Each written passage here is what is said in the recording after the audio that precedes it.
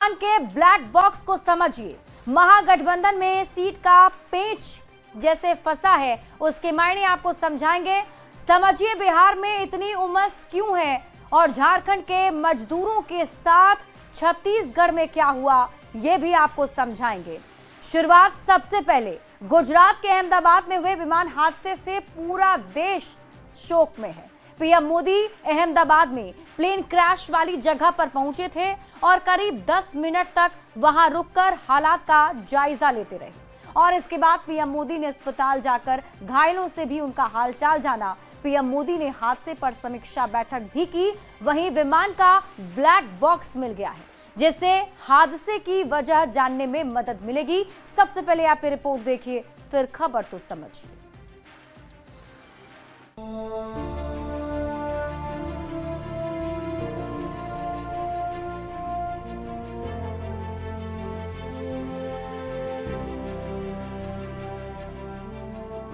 गुरुवार को हुए विमान हादसे के बाद आज प्रधानमंत्री मोदी अहमदाबाद पहुंचे। पीएम मोदी ने अस्पताल पहुंचकर हादसे में घायल हुए लोगों से मुलाकात की। इसके बाद पीएम मोदी हादसे वाली जगह पहुंचे जहां विमान क्रैश हुआ था। यहां आकर पीएम मोदी ने अधिकारियों से पूरी जानकारी हासिल की। इसके बाद पीएम मोदी ने अधिकारियों के साथ एक बैठक भी की और उसके बाद पीएम मोदी ने सोशल मीडिया पर पोस्ट किया।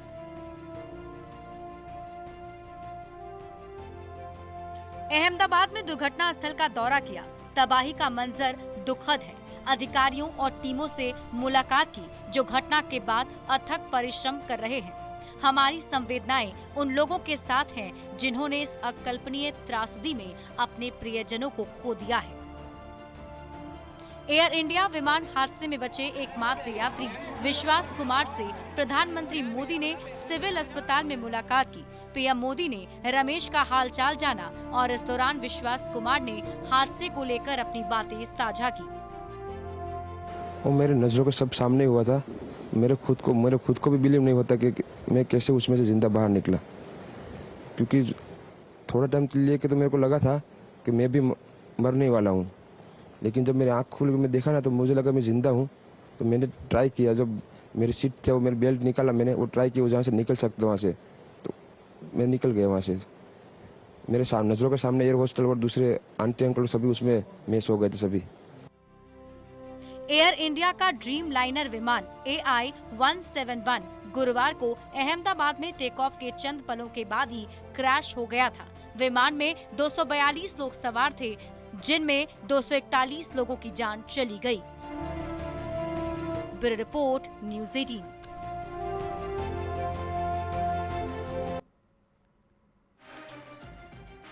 देखिए, अहमदाबाद में एयर इंडिया के विमान हादसे के बाद सबसे बड़ा सवाल जो सबके जहन में उठ रहा है, वो सवाल है कि एयर इंडिया विमान के हादसे की वजह क्या है।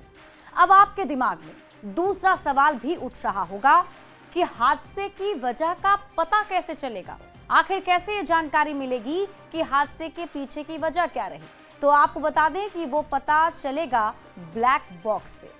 अब सवाल है कि ब्लैक बॉक्स क्या होता है, तो आइए ब्लैक बॉक्स को समझते हैं। ब्लैक बॉक्स एक खास डिवाइस होती है। इसका रंग चमकीला नारंगी होता है। अब आप सोचेंगे कि नाम इसका ब्लैक बॉक्स है तो फिर उसका रंग चमकीला नारंगी क्यों होता है? तो वो इसलिए कि उसे ढूंढने में आसानी हो और इसलिए ब्लैक बॉक्स नारंगी रंग का होता है। ये बॉक्स प्लेन के अंदर ही लगा होता है, जो फ्लाइट से जुड़ी हर एक जानकारी का रिकॉर्ड रखता है। दरअसल कमर्शियल विमान में 2 रिकॉर्डर होते हैं, एक फ्लाइट डेटा रिकॉर्डर जिसे FDR कहते हैं और दूसरा कॉकपिट वॉइस रिकॉर्डर यानी CVR। अब आपको बता दें कि ये डेटा रिकॉर्डर इतने मजबूत केसिंग में बंद होता है जो विस्फोट, आग, पानी के दबाव का भी सामना कर सकता है और इसमें रिकॉर्ड डेटा सुरक्षित रहता है। मतलब ये कि कॉकपिट वॉइस रिकॉर्डर कॉकपिट की आवाज को रिकॉर्ड करता है, यहां तक कि कॉकपिट और ATC के बीच की बात को भी रिकॉर्ड करता है, जिससे ये पता चलता है कि आखिर समय में विमान में क्या हुआ था और दुर्घटना कैसे हुई थी। यही वजह है कि अब इस ब्लैक बॉक्स के जरिए इस हादसे की वजह का पता लगाने की तैयारी है। बढ़ते हैं आगे और बात अगली खबर की। बिहार में होने वाले चुनाव को लेकर गुरुवार को इंडिया गठबंधन ने कोऑर्डिनेशन कमेटी की बैठक की और यह दावा किया कि सीट शेयरिंग का फॉर्मूला निकाल लिया गया है। पर बैठक खत्म हुए अभी 24 घंटे भी नहीं हुए थे कि फिर से दावेदारी वाली मारामारी शुरू हो गई है। सबसे पहले आप ये रिपोर्ट देखिए, फिर खबर तो समझिए।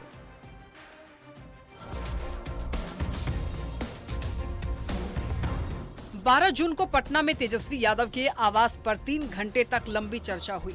महागठबंधन की चुनावी रणनीति पर मंथन हुआ, कई फैसले लिए गए। तय किया गया कि सिर्फ नंबर बताने से सीटें नहीं मिलेंगी, बल्कि सभी दलों को सीटों की लिखित जानकारी तेजस्वी यादव को देनी होगी। किसे कितनी सीट मिलेगी, इस पर अंतिम फैसला कोऑर्डिनेशन कमेटी के अध्यक्ष यानी तेजस्वी यादव से चर्चा के बाद ही होगा। गुरुवार शाम को हुई बैठक के बाद आरजेडी ने राहत की सांस तो ली, पर अगले दिन सूरज निकलने के साथ ही वही पुरानी कहानी शुरू हो गई। वीआईपी फिर से 60 सीट का राग अलापने लगी। और वीआईपी पार्टी को कम से कम हम लोग को 60 सीट में चुनाव लड़ना चाहिए। ये हमारा कार्यकारिणी के जो सदस्य है उन्होंने सुझाव दिया, आदरणीय नेता सन ऑफ मला मुकेश सैनी। तो हम लोग तो अपनी मांग रखेंगे, और कौन नहीं चाहता है भाई, हम नहीं चाहेंगे कि हमारा ज्यादा से ज्यादा विधायक हो। तो कांग्रेस भी अपनी तैयारी 70+ सीटों पर करने की बात कह रही है। देखिए, पब्लिक डोमेन में कौन क्या बोल रहा है नहीं बोल रहा है वो मायने नहीं रखते हैं। कांग्रेस पार्टी बहुत गंभीरता से अपनी सारी सीटों पे 70 सीटों पे तैयारी कर रही है, कर चुकी भी है। कुछ सीटें ऐसे भी हैं जो नई सीटें हैं जिस पे चर्चा हो रही है। इधर जेएमएम की नाराजगी इस बात को लेकर है कि उन्हें बैठक में नहीं बुलाया गया। साथ ही 12 सीटों पर दावा भी बरकरार है। देश का सर्वाधिक लोकप्रिय नेता हमारा है। हेमंत सोरेन जी की लोकप्रियता किसी से छुपी नहीं है, और निश्चित रूप से हम इंडिया गठबंधन के महत्वपूर्ण घटक दल हैं, और हमारी लोकप्रियता, हमारे जनाधार का फायदा कहीं न कहीं इंडिया गठबंधन को भी मिलेगा। महागठबंधन में सीट शेयरिंग को लेकर जारी इस सिरफुटौल पर विरोधी खूब चुटकी ले रहे हैं। चुनाव की तारीख नजदीक आने के साथ साथ महागठबंधन में कंफ्यूजन बढ़ता जा रहा है। जिस कोऑर्डिनेशन कमेटी की बैठक में सीट शेयरिंग का हल निकलना था, उस बैठक के बाद स्थिति और बिगड़ती नजर आ रही है। न्यूज़ 18 के लिए पटना से संवाददाता संजय कुमार और अमित कुमार के साथ रांची से संजय सिन्हा की रिपोर्ट। और आइए अब खबर को समझ लेते हैं। देखिए, महागठबंधन में सीटों का पेच समझने के लिए आपको ये जानना जरूरी है कि महागठबंधन में कितने दल हैं। तो फिलहाल की स्थिति की अगर बात करें, यानी 2025 में महागठबंधन में 4 दल हैं। इनमें आरजेडी, कांग्रेस, लेफ्ट और वीआईपी पार्टी शामिल है। 4 दल महागठबंधन में हैं, जबकि 2 दलों की एंट्री का इंतजार है। ये हैं जेएमएम और आरएलजेपी। जेएमएम तो महागठबंधन में है, फिर भी उसे बैठक में नहीं बुलाया गया, जबकि पशुपति पारस की पार्टी महागठबंधन में शामिल होने को लेकर काफी ज्यादा उत्सुक है। अब दावेदारी वाली सियासत को समझिए। लेफ्ट के दल 45 सीट की मांग कर रहे हैं, कांग्रेस को 70 सीटें चाहिए, तो वीआईपी की डिमांड भी 60 सीटों पर है। मतलब ये कि 243 विधानसभा की सीटों में से 175 सीटों पर इन 3 दलों ने अपना दावा ठोक दिया है। तो सवाल है कि क्या आरजेडी महज 68 सीटों पर ही चुनाव लड़ेगा? महागठबंधन के सामने चुनौती क्या क्या है, अब आप ये भी समझिए। सबसे बड़ी चुनौती है पार्टियों में तालमेल बनाना, सीट बंटवारे का पेच सुलझाना और चेहरे पर जो चिकचिक बरकरार है उसे भी खत्म करना। खैर, अब जो हो रहा है वो तो हो ही रहा है, लेकिन 2020 में कैसे सीटों का बंटवारा हुआ था वो भी जान लीजिए। तो आपको बता दें कि 2020 में आरजेडी ने 144 सीट पर चुनाव लड़ा था, कांग्रेस के खाते में 70 सीट आई थी और लेफ्ट की पार्टियां 29 सीट पर चुनाव लड़ी थी। 2020 के रिजल्ट की अगर बात की जाए तो महागठबंधन में आरजेडी को 75 सीटों पर जीत मिली थी, तो कांग्रेस 19 सीट पर जीत कर आई थी, जबकि लेफ्ट पार्टियां 16 सीट पर जीत गई। अब आपको बता दें कि पिछली बार यानी कि 2020 में मुकेश सहनी प्रेस कॉन्फ्रेंस छोड़कर महागठबंधन से निकल गए थे और पीठ में छुरा घोंपने का आरोप तेजस्वी यादव पर लगाया था। इसके बाद सहनी एनडीए में चले गए और उनकी पार्टी को 11 सीटों पर चुनाव लड़ने का मौका मिला। वीआईपी को उस चुनाव में 4 सीट पर जीत भी मिल गई, लेकिन बाद में ये चारों विधायक बीजेपी में शामिल हो गए और इस बार फिर से महागठबंधन में सीट बंटवारे को लेकर चिक बरकरार है। देखना होगा कौन सा वो सीटों का फॉर्मूला निकलकर सामने आता है। बढ़ते हैं आगे और बात अगली खबर की। बिहार में गर्मी चरम पर है। कई शहरों में तो पारा 40 के पार पहुंच चुका है। अभी और 2-3 दिन उमस भरी गर्मी रहेगी। 3 दिन बाद ही राहत मिलने की उम्मीद है। सबसे पहले आप ये रिपोर्ट देखिए, फिर खबर तो समझिए। तो परेशानी ना है, गर्मी इतना 1 घंटा से लागल। 1 घंटा से लाइन में अभी 1 घंटा लागल।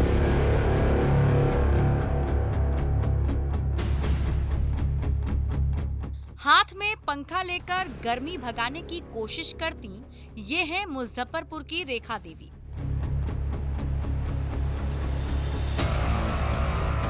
एक तो पारा 40 के पार है, ऊपर से अस्पताल की लंबी लंबी लाइन।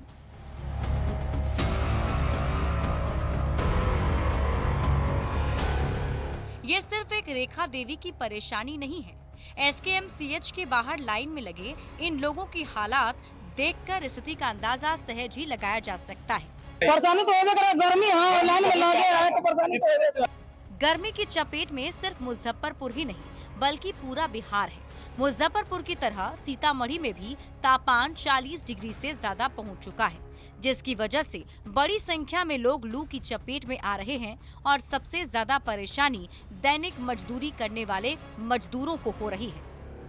बड़ी बात है कि बिहार के लोगों को अभी 2 से 3 दिनों तक गर्मी से राहत मिलने की कोई उम्मीद भी नहीं है। 2-3 दिन उमस भरी गर्मी रहेगी और 3 दिन बाद ही तापमान में हल्की गिरावट आएगी।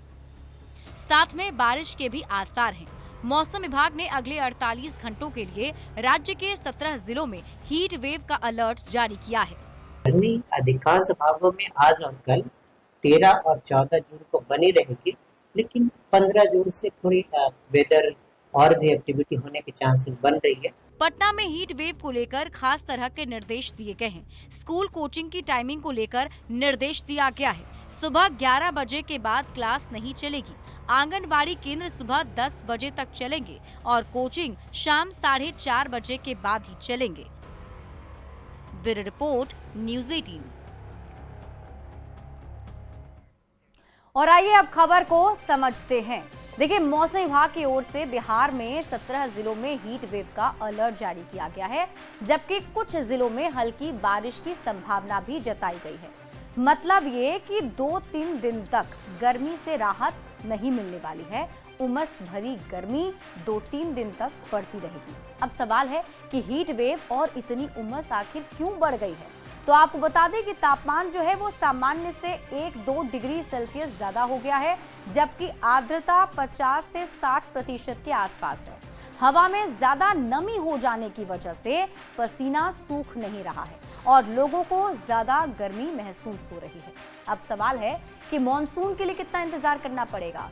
तो आपको बता दें कि 4 दिनों तक और इंतजार करना होगा। मौसम विभाग की तरफ से कहा गया है कि 4 दिनों के बाद हो सकता है कि तापमान में गिरावट हो और हल्की बारिश भी हो, यानी 2-3 दिन तक गर्मी और भी ज्यादा सताएगी। तो ऐसे में गर्मी से बचाव भी जरूरी है। तो आइए जल्दी से आपको बताते हैं कि गर्मी से बचने के लिए क्या क्या करना है। देखिए, सबसे पहले तो आपको पानी का ज्यादा सेवन करना है। खूब पानी पीजिए। दोपहर के समय में बाहर जाने से बचिए। गर्मी से बचने के लिए दोपहर के समय आप बाहर ना जाएं। बहुत अगर जरूरी है बाहर जाना तो अपने सिर को ढककर ही बाहर जाएं और पेय पदार्थ का सेवन ज्यादा करें। बढ़ते हैं आगे और बात अगली खबर की।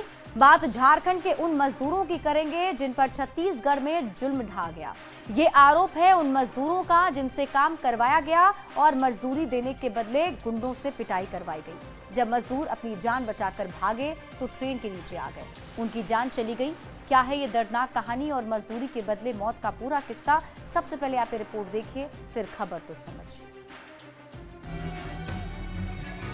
फफक फफक कर रो रही पुनकी देवी की आंखों से आंसू नहीं थम रहे हैं। इनका कलेजा फटा जा रहा है क्योंकि इनके कलेजे के टुकड़े के कई टुकड़े हो गए। ट्रेन के नीचे आने से मजदूरी करने घर से निकला बेटा मौत के सफर पर निकल पड़ा। उन दलालों की दबंगई की वजह से, जिन पर आरोप है कि 1 महीने मजदूरी तो करवाई लेकिन पैसे देने के बदले बंधक बनाकर पिटाई करने लगे। करने लगा था इन लोग रास्ते में निकल गया भागते दौड़ते आते, एक कहाँ एक्सीडेंट हो गया, इधर से उधर पार होने खोजा। मजदूरों का आरोप है कि डायनासोर कंपनी ने लोकल गुंडों से पिटवाया। कई मजदूर मौका देखकर वहां से भाग निकले, लेकिन रास्ते में मौत उनका इंतजार कर रही थी। 45 किलोमीटर चलने के बाद थके मजदूर ट्रैक पर लेट गए। तभी ट्रेन से कटकर दिलू राय और कृष्णा राय की मौत हो गई और मालगाड़ी की चपेट में आने से अजय राय, विकास हेम्ब्रम जख्मी हो गए हैं। उसको भागते भागते ट्रेन की पटरी को क्रॉस कर रहे थे, ट्रेन के चपेट में। हाँ, ट्रेन के चपेट में आ गए तभी वो लोग। डायनासोर कंपनी के खिलाफ पीड़ित मजदूरों ने काफी गंभीर आरोप लगाए हैं। हेमंत सरकार से मदद की गुहार लगाई है। देखना होगा झारखंड सरकार क्या कदम उठाती है। धनबाद संवाददाता संजय गुप्ता के साथ ब्यूरो रिपोर्ट न्यूज़ 18। और आइए अब समझते हैं कि पूरा मामला क्या है। तो आपको बता दें कि झारखंड के लक्ष्मणपुर तोपचांची से छत्तीसगढ़ गए थे 12 मजदूर। ये मजदूर डायनासोर कंपनी में काम करने के लिए गए थे और इसके साथ ही जब ये वहां पहुंचे तो इन्हें 600 रुपए मजदूरी देने की बात तय हुई थी। कहा यह जा रहा था कि अगर वो काम करेंगे तो 600 रुपए मजदूरी उन्हें दी जाएगी, लेकिन जब 1 महीने काम कराया गया तो उसके बाद कंपनी ने 400 रुपए ही मजदूरों को दिए। मजदूरों ने 400 रुपए लेने से मना कर दिया। जब इसका विरोध किया तो विरोध करने पर डायनासोर कंपनी ने मजदूरों को गुंडों से पिटवाया है। इसके साथ ही बताया जा रहा है कि कुछ मजदूर वहां से मौका देखकर भाग निकले। 45 किलोमीटर तक चलने के बाद ट्रैक पर ये चल रहे थे। 45 किलोमीटर लगभग ट्रैक पर ही चलते रहे और रेलवे ट्रैक पर थक कर लेट गए थे, जिसके बाद ट्रेन आई और इसकी चपेट में ये मजदूर आ गए। अब आपको बताते हैं कि इस हादसे में 2 मजदूरों की मौत हो गई, 2 घायल बताए जा रहे हैं। दिलू राय और कृष्णा राय की इस हादसे में मौत हो गई है। अजय राय और विकास हेम्ब्रम जो हैं वो घायल हैं, जिनका इलाज अस्पताल में चल रहा है। अब ऐसे में जो पीड़ित परिवार है उनका कमाऊ सदस्य ही इस हादसे का शिकार हो गया है, तो पीड़ित परिवार की तरफ से हेमंत सोरेन सरकार से अब गुहार लगाई जा रही है कि उन्हें मुआवजा दिया जाए और साथ ही साथ जो दोषी कंपनी है उस पर कार्रवाई हो। इसी के